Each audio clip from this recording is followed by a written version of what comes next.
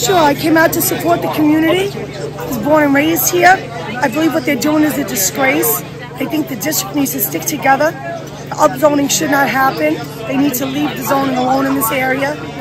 I see people on food lines, elderly, senior citizens on food lines. We can't handle what's going on now, and they want to bring more people into this area. They want to bring more people, and honestly, affordable housing, I don't believe in that, what they're saying.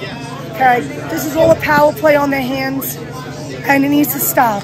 And you need representatives like AOC who should be pulling in Marjorie Velázquez and telling her to do what's right by the district. But AOC doesn't even want to do what's right by the district. We are the forgotten district, and that's why I'm taking on AOC in November to vote on November 8th to vote all of this out. Our country is going too far left. We're losing districts, we're losing our communities. It's not right, we're losing our freedoms, we're losing everything under this administration, under AOC, and the people like Marjorie who lie right to our faces. What do you think should be done to make housing more affordable for New Yorkers? Housing more affordable to New Yorkers? Well, right now, what went on with the pandemic, with everybody's businesses closing down, people can't even survive with inflation, let alone the housing situation. So right now we have to get inflation under control, which will never get under control under this administration. We need to cut the regulation, cut the red tape, because Biden and his administration just keep adding on more regulations and more red tape to everything, and it's a disgrace. Thank you. I want to comment to Jimmy Vacca directly. I want Jimmy Vacca to hear this, because at St. Benedict's, Jimmy Vacca came to the hearing and said, shame on the city for doing this to us. Shame on the city for trying to upzone us. I want to know what Jimmy Vacca's opinion is on what Marjorie just did to us, and I'd like to know if Jimmy Vacca is going to come out publicly and say shame on Marjorie.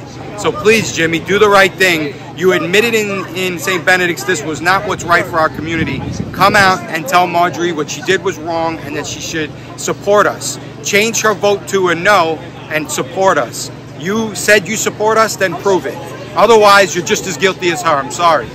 For people who are just picking this up and don't understand what this is all about, what happened, can you explain what Marjorie did that you're referring to? Yeah, so since last year when this originally came out, Marjorie said she was with the community, she wasn't in favor of the upzoning, and for the last 12 months, that's all she kept saying. Everywhere she went, she was indicating whether or not there was conditions behind it or not. She kept on saying she was against it. She was against it in its current form, she was against it because it didn't have things. And then all of a sudden, out of nowhere, without communicating with the community, without reaching out to the homeowners or to the business owners, without coming out to her constituents, all of a sudden, she says in front of City Council that deference is not dead, and that if you support me, support my community, say yes to this vote of the upzoning. And deference was never even attempted to be invoked, so she can't say deference is not dead because she didn't ask for deference. Had she said to her colleagues, vote with me and vote no against the upzoning, then she would have truly tested deference. And she would have said to the colleagues, vote no to the upzoning, vote with me and vote with my community. But instead, she flipped the script and she went from a no to a yes in a heartbeat, and she abandoned and betrayed our entire community. The one person this community had that could have stopped it, she abandoned us. Now she's going to ask for our support when she gets reelected. She's crazy if she thinks people are going to support her and endorse her and vote for her, because what she just did is ruin the future of this community. Now developers are going to have a field day. She's opened the floodgates. She's going to allow more and more developers to come in and build until the community is so saturated. You know, we already have a horrible problem with our infrastructure, our flooding. Last year during Ida, I had 2 feet of water in my basement. We have crowded schools. We have a police department that's overburdened. We only have 2 firehouses in the community, and only one of them has a ladder. You know, she chose the side of the mayor. She chose the side of the unions instead of choosing the side of the people of her district. We are the ones she represents. We are the ones she's supposed to be supporting, not the special interests, not who makes donations to her in big quantities. You know, she abandoned the community that supports her, and now she's going to get what she deserves if we don't support her in return. You know, she can't ask for a vote from somebody who she abandoned. And that's what it comes down to. And I bring it back to Jimmy Vacca. Jimmy Vacca brought her out and took her all around the community and said, vote for Marjorie. She's my candidate. I support her. But on day one, Jimmy Vacca said, shame on the city and anybody who tries to upzone us. Well, now I want to hear Jimmy Vacca say, shame on Marjorie Velázquez for voting against the community. And shame on Marjorie Velázquez for voting yes to the upzoning. Jimmy, you have to come out and say it. That's what you have to do the right thing. Thank you. Thanks for talking with me. I was always nervous about Councilmember Marjorie Velázquez when it came to the situation. Yeah. But what I expected was perhaps incompetence, laziness. I never expected outright treason. And that's the only thing this could be classified as. She reversed her position completely. At the very last minute. Yeah. Outright treason. Lied to the entire community. And that's all I have to say.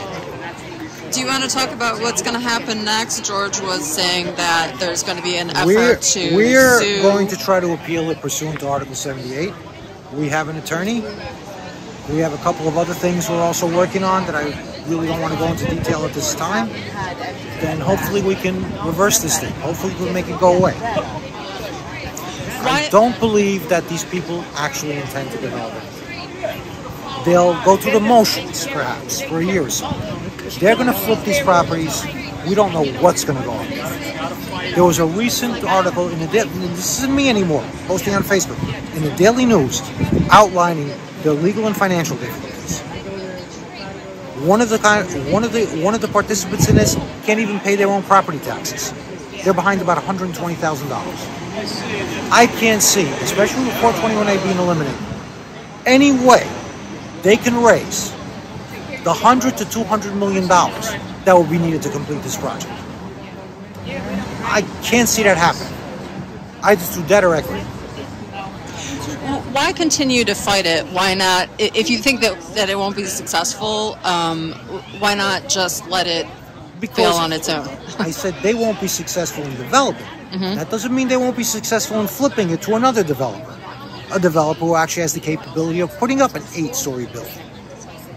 And putting God knows what there. Okay?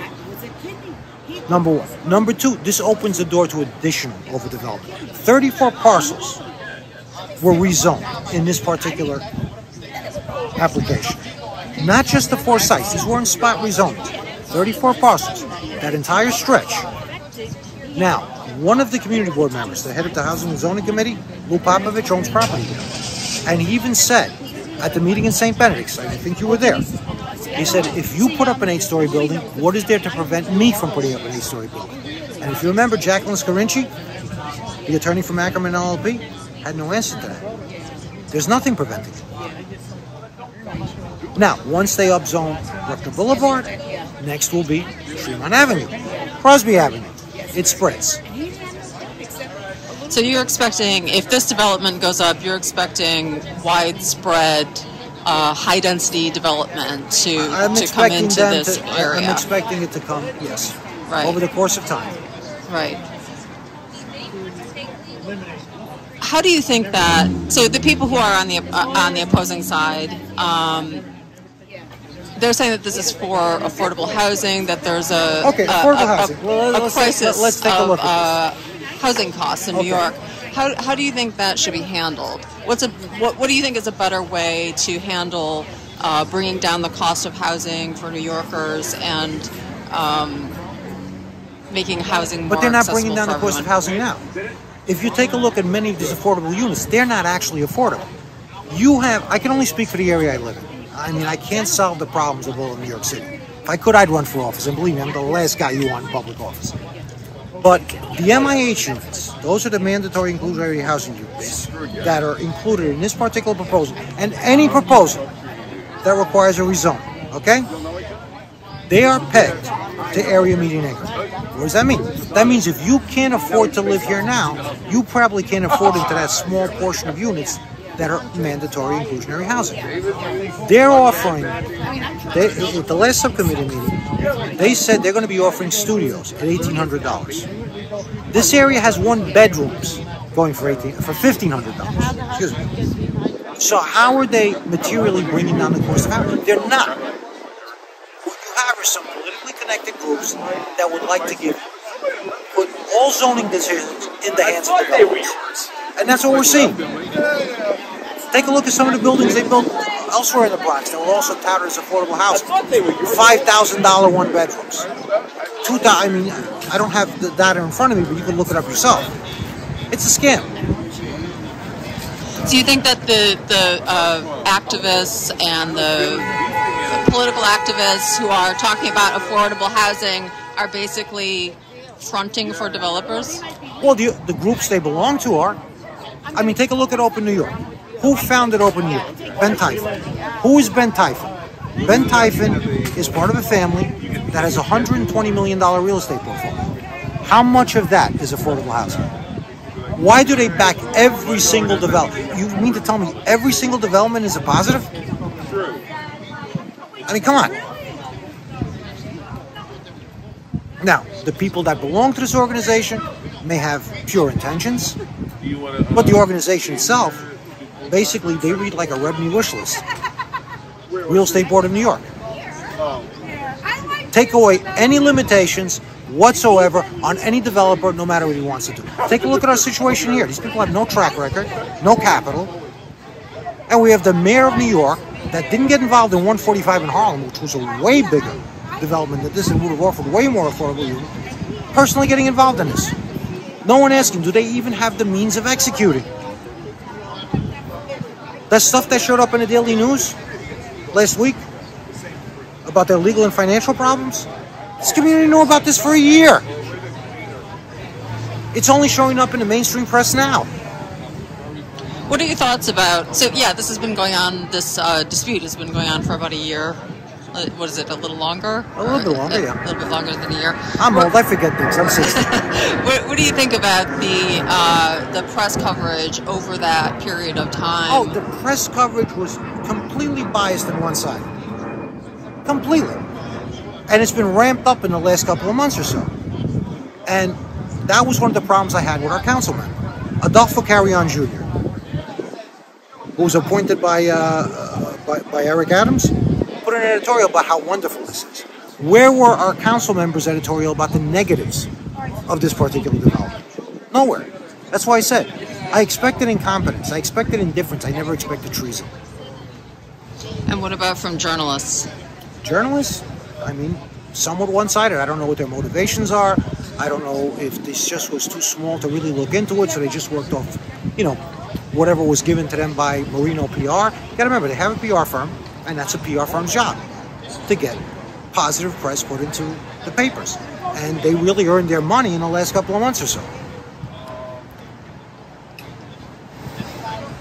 All right. Is there anything else that you want to say to people in the community about this? Well, we're not done yet.